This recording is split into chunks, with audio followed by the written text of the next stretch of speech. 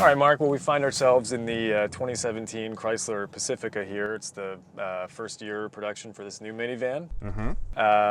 You would think it's the replacement for the Grand Caravan, and that's actually what I thought until recently when the 2017 Grand Caravan showed up on my assignment sheet, and I was thinking to myself, I don't think that exists anymore, but it does. They're still making it. How does this differ from that then? Well, it's a new platform. It's a modular platform from the Fiat family. It's not a derivation of the Grand Caravan. This is actually an all-new vehicle. Okay. The Grand Caravan, strong seller, is practical for families, nice price point, and that's why they're still selling it, I think. But we always dinged it for a general lack of refinement through the years, and right. I think with this build van, quality issues. yes, certain maybe tailgates not opening and things like that, Right. But I think I noticed in this Pacifica added refinement compared to the Grand Caravan right away.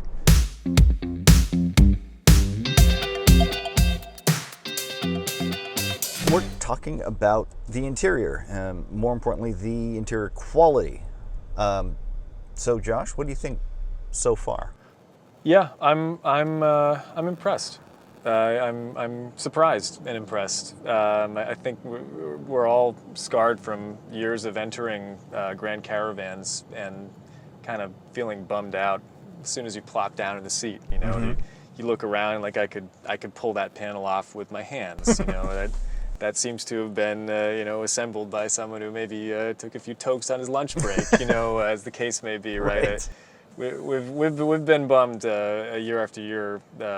Grand Caravan, again, you know, it's a practical vehicle, it's a good value, and so on and so forth. It's a tool for a job, but in terms of interior refinement and build quality, you would never mention in the same breath as the Odyssey, for example. It just wouldn't happen. You wouldn't do it.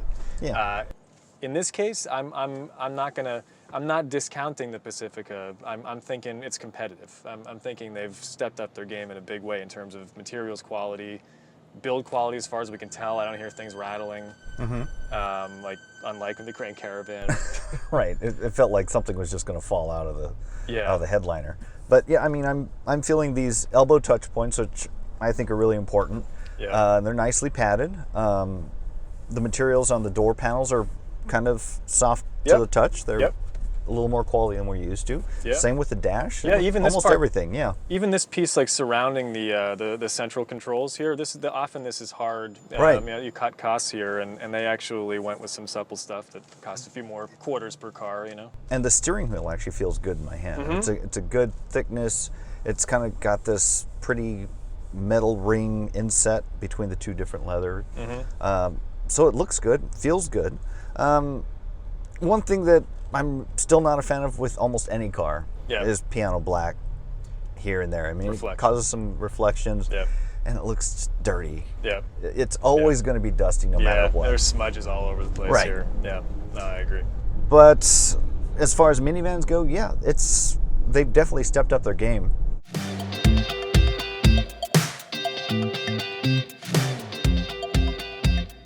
So we just called up the nav here on the Uconnect infotainment system. It's been with Chrysler products for a number of years now. And at first glance, I thought this might be a new interface because at the bottom you can see the icons have been refreshed. It's like a reskin. Yeah, they look modern. They look contemporary. Yeah, looks crisp, right? But then we got the nav here, and there's no real-time traffic, and in general, the graphics seem like they might be possibly from 6, 7, 8 years ago.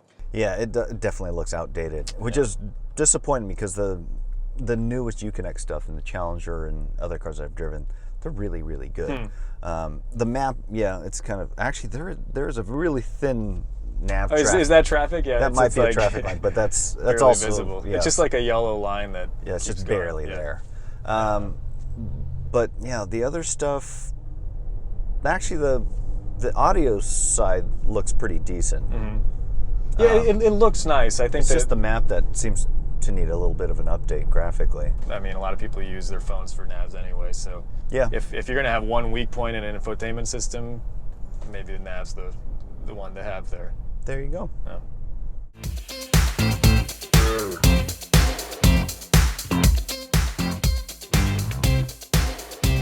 All right, so we're in the second row in our long-term Chrysler Pacifica. Not surprisingly, it's got plenty of room. I mean, how tall are you? 6'1". I'm 5'10". I've got plenty of room, even with this giant sunroof kind of eating into the space here. Laterally, it's nice. It's comfortable. I guess it's got a really nice range of recline. And I'm assuming it slides forward and back too. No?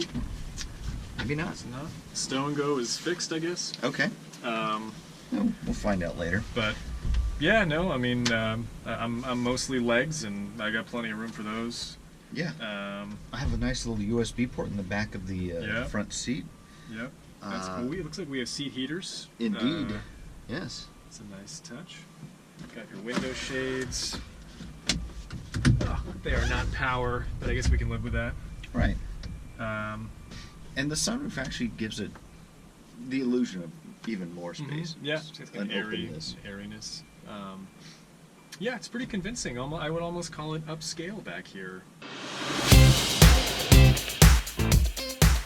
We're gonna walk you through the stow and go second row seat procedure here. It's a term that you probably heard a lot about if you're shopping for a minivan, but in some cases you might not have seen it in action. So here in real time is our second row seat about to be stowed. There's a little clip on the floor. There's your first step. Pull it up. This collapses like that, and then it conveniently stays up for you. Now we move to this step. Pull the strap. There it goes, right into the floor. You push it down. Pull this part of the floor back out. Push it down. Simple as that. It's really quite amazing. And then when you're ready to bring it back up, it's just as easy. You do that, pull this up, you flip it, scissors back into place. I think it couldn't be simpler.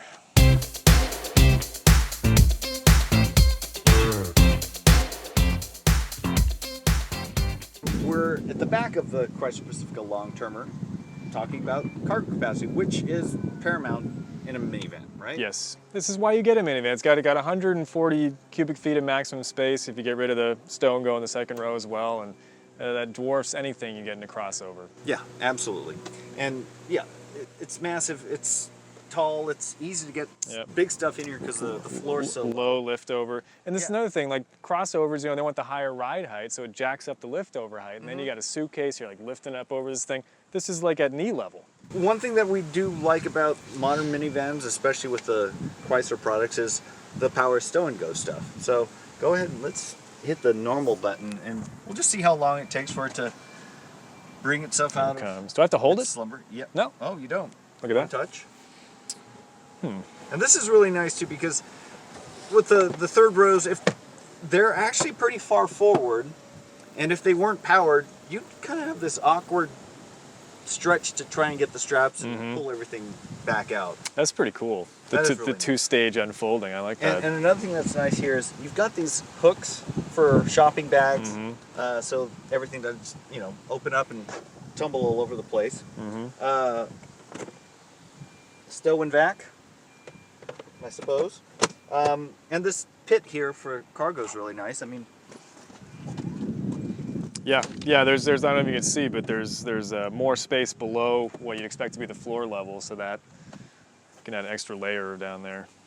Yeah. So, I mean, there's the case for any minivan right there.